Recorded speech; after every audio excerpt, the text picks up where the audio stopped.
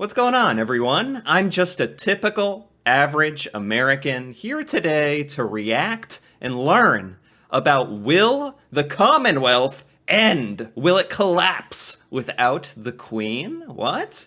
I phrase it like this with a sort of a fun sense of urgency because apparently this is very hot news in America for the first time ever. I'm proud of America for this. You know, people in my life, people in America are actually talking about the UK and the passing of the Queen and royalty, and they're talking about the Commonwealth. I don't know if it's because it's kind of a dramatic topic, and that's suddenly why Americans are interested all of a sudden. You know, there's always an alternative motive for us to be, our constant search to be entertained. But anyway, Americans are interested in this, and I'm interested in this. Now, I'm going to let you in on a little secret, or maybe it's not a secret. Americans don't know what the Commonwealth is. We don't really know what it is. We're vaguely familiar with it because of the current events. We're a little more familiar, but I had never heard of it until recently. I'll admit it. But now that I know about it, and now that I know countries are starting to talk about this, I know that Australia, I think, is part of it. Canada is part of the Commonwealth. There's a couple of nations that are starting to say, hey, there's a big change happening. There's a new king, a new ruler. Maybe we're going to change if we're a part of the Commonwealth because things are changing in the world. I don't really understand why a nation would choose to be part of the Commonwealth or not, if it's based on tradition, if it's based on nations get some kind of mutual benefit from being a part of it. I don't know if there's pros and cons to exiting the Commonwealth, being a part of the Commonwealth. I don't know. But that's why I'm here.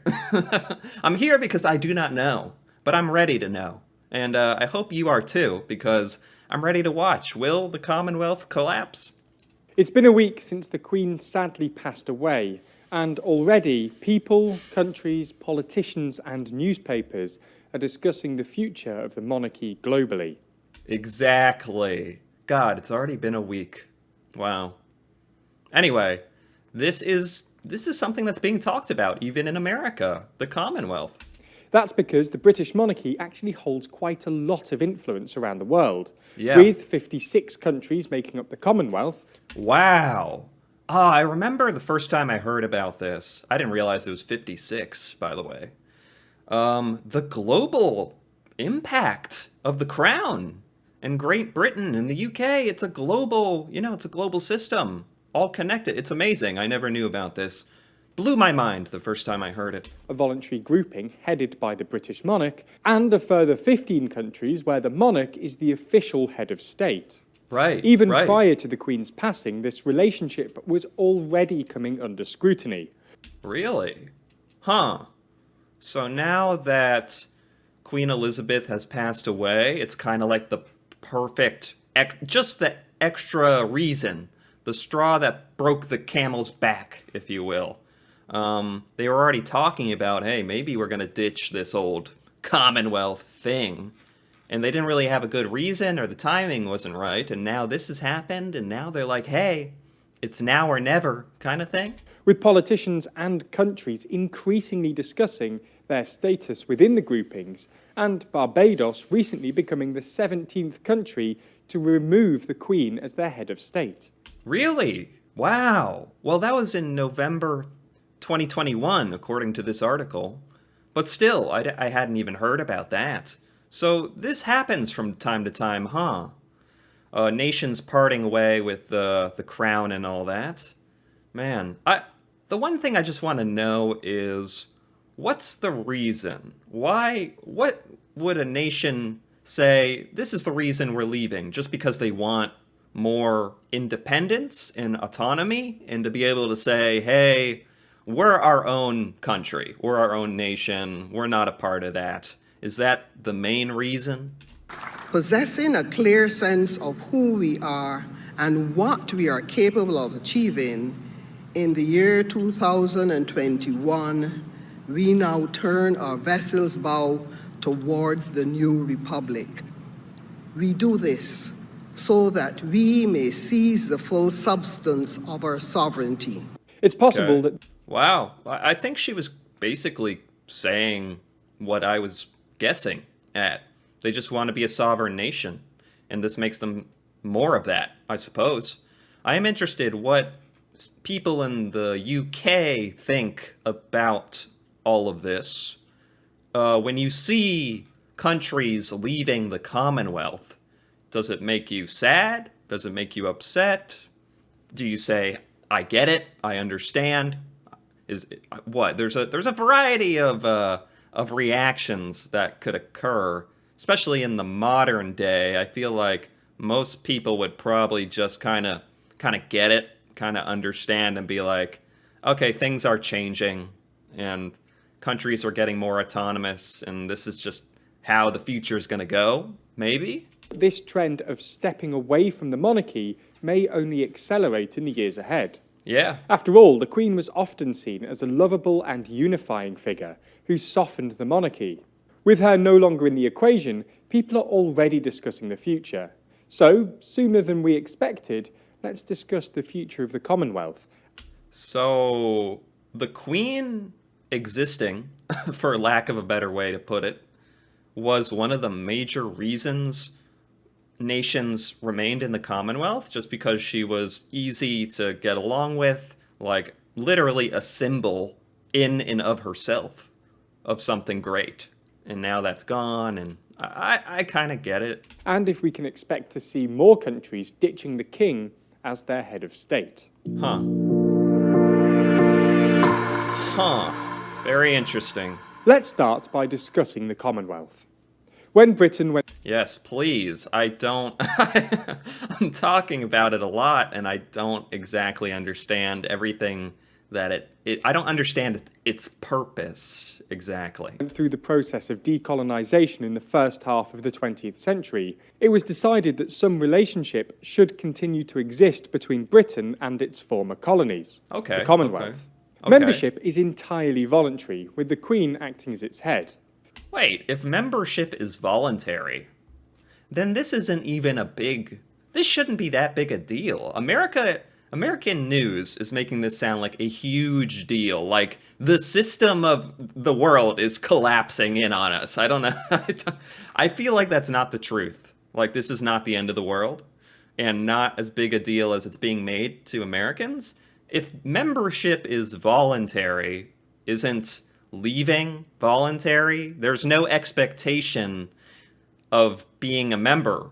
It's voluntary. It's not like it's not like seceding. It's not like breaking apart from your country and forming a new nation. It's like, these are a bunch of independent places who are voluntarily in this group. So this point here is very much news to me, and actually kind of a important detail, I think. Now, being part of the Commonwealth and having the British monarch as your head of state are two different things. As we mentioned in the intro, Barbados, still a member of the Commonwealth, got rid of the Queen as their head of state in 2021. So the question now is, will more countries now pull out of the Commonwealth or remove the King as their head of state? I am so glad that they decided to touch on that detail. It's like they knew that simpletons like me would be watching. I'm their audience. I'm their target audience, because I need this level of detail. So there's a difference between the Commonwealth and having the king as your head of state. So they can just not have the king be their head of state, feel more autonomous as a nation, but remain part of the Commonwealth, or they can leave. Both. Interesting. There is actually some precedent for countries withdrawing from the Commonwealth, Okay. with Ireland becoming the first in 1948. Pakistan also left the Commonwealth in 1972 in protest at the group's recognition of Bangladesh, although they later rejoined in 1989. The only country to leave the Commonwealth out of protest of what the Commonwealth actually is was the Gambia in 2013, whose president described it as a neo-colonial institution. Huh. Yeah, I need to be like, I need someone to explain to me what the Commonwealth represents. I don't know what Gambia was so upset by exactly, except apparently they're claiming it was a neo-colonial institution. But it's a little complicated for me to understand. But it seems like more countries choose to stay than leave, so it must have benefits. They rejoined in 2018, though. There Oh, haven't really been any what? controversial developments recently, and Charles becoming the head of the Commonwealth was agreed 4 years ago by the leaders of the Commonwealth nations. Okay. Today we have agreed that the next head of the Commonwealth shall be His Royal Highness Prince Charles, the Prince of Wales. His Royal Highness has been a proud supporter of the Commonwealth for more than 4 decades and has spoken passionately about the organisation's unique diversity. So it's not like this came as a big surprise to everyone in the Commonwealth. They all knew this was going to happen, that Charles was going to become the leader of the Commonwealth, although they just didn't know when Queen Elizabeth was going to pass away, so they didn't know quite when it would happen, so they were somewhat aware of maybe how they were going to respond to this. A decision which, according to Theresa May, the British Prime Minister at the time, was unanimous. If a country had an issue with Charles, they likely would have raised this in 2018. Exactly. They may have stayed as part of the Commonwealth as a mark of respect to the Queen, and then left upon her death. However, if May is to be believed, then no country had an issue with Charles in the first place.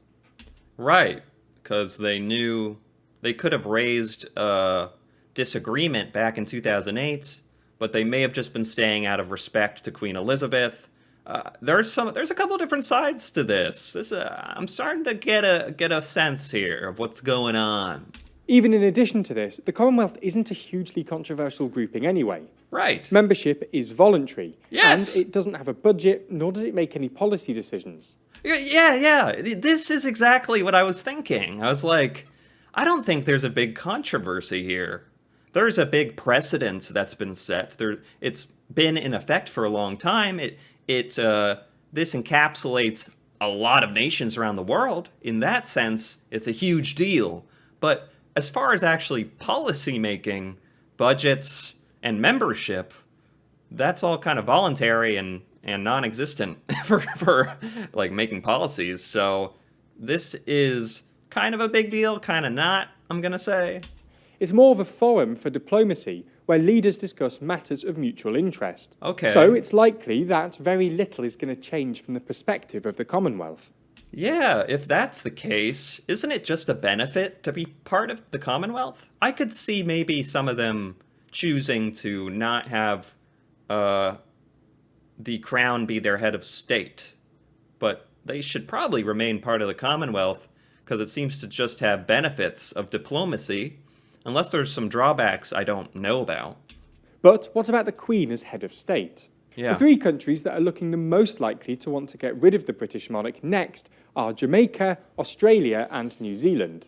Ah, okay. Honestly, this is probably the thing I understand the most.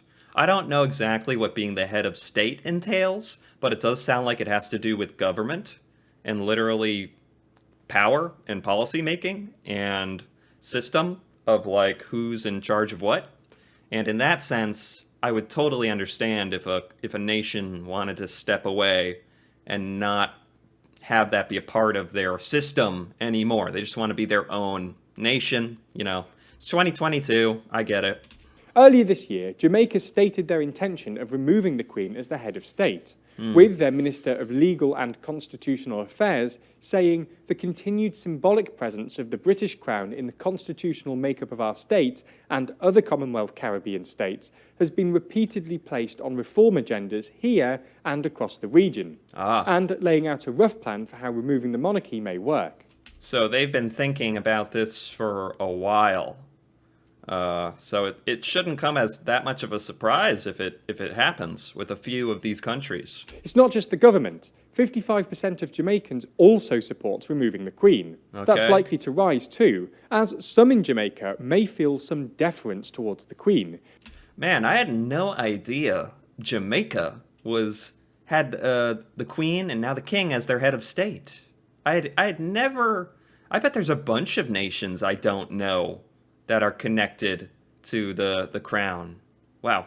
Due to her long time on the throne.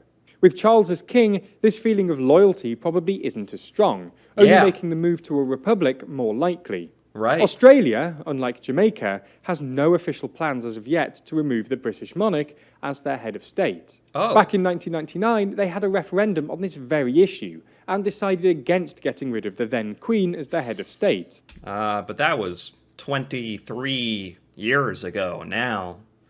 And now there's a new king. I wonder if there's any news on this, more up to date. If Australia has said anything about their stance on this.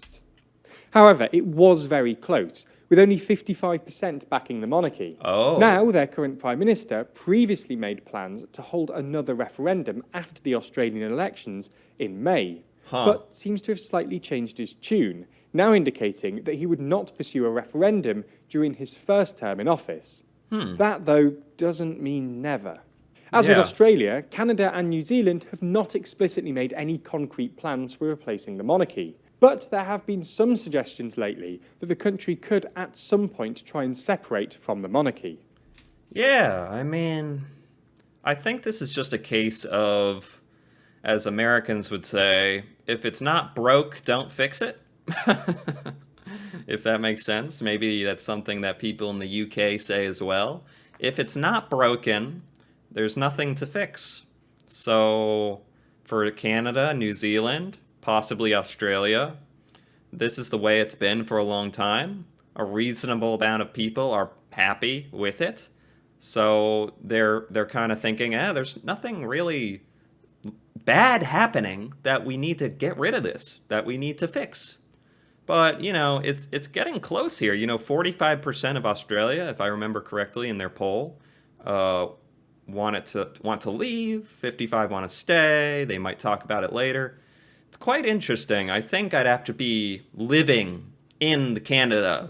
I'd have to be living in Australia, New Zealand, to actually understand the public perception of this and whether they feel like this casts some kind of shadow on their nation's identity, having the head of state be King Charles. But it is very fascinating. There's nothing like this in America for me to really relate to. So it's all just theory for me. Me desperately trying to put myself in a position to understand this.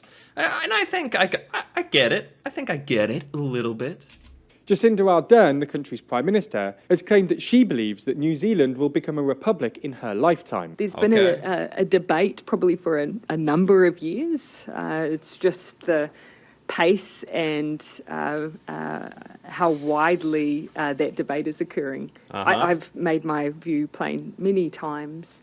I do believe that is where New Zealand will head in time. I believe it's likely to occur in my lifetime, but I don't see it as a short-term measure or anything that is on the agenda anytime soon. I bet this is the stance of a lot of nations, honestly, that there's nothing pressing in the short term for why they should become republics and separate. But as time goes on, it's going to become more and more of a pressing issue with the people, maybe, perhaps. So it seems that while the Commonwealth will remain pretty much the same, Jamaica is likely to get rid of the monarchy very soon, and New Zealand and Australia are certainly weighing up their options. Yeah. If you can't wait for more TLDR to find out, then you can find more exclusive TLDR content exclusively on Nebula. That's the streaming service that Whoa! Hey, I don't need to know about Nebula. Although I do sympathize with them trying to run an ad. about all kinds of fascinating streaming service. Oh, I think that's it. That's the end of the video. That was by TLDR News. They are fantastic. They always give good stuff. I liked that video very much. This video was extremely helpful to me. I desperately needed someone to spell out what is going on. Because to an American who's just not a part of this, It's a foreign concept. We're not taught what the Commonwealth is. We're not taught what the relationships are between all of these nations. I mean, I reacted to the history of the British Empire, and basically 99% of it was news to me. And so with this, as an American, this is all like hearing it for the first time and trying to quickly understand and analyze it, which is very much great fun. But I feel like there's a lot of perspective I'm missing out on. Although, I think the biggest thing this cleared up for me was the difference between the Commonwealth and head of state. And there seems to be no real reason for nations to jump out of the Commonwealth. It's purely beneficial and diplomatic.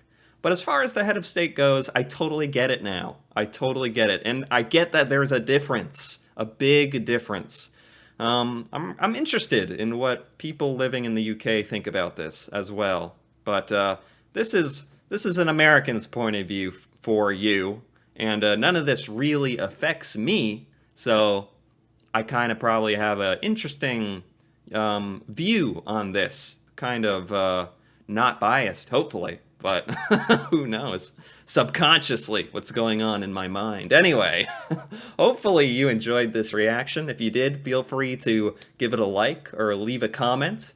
And if you're interested in more videos like this, me reacting to the UK, Great Britain, culture, events, news, stuff I have never seen or learned ever before, feel free to subscribe for more. And until then, thank you for watching, and see you next time.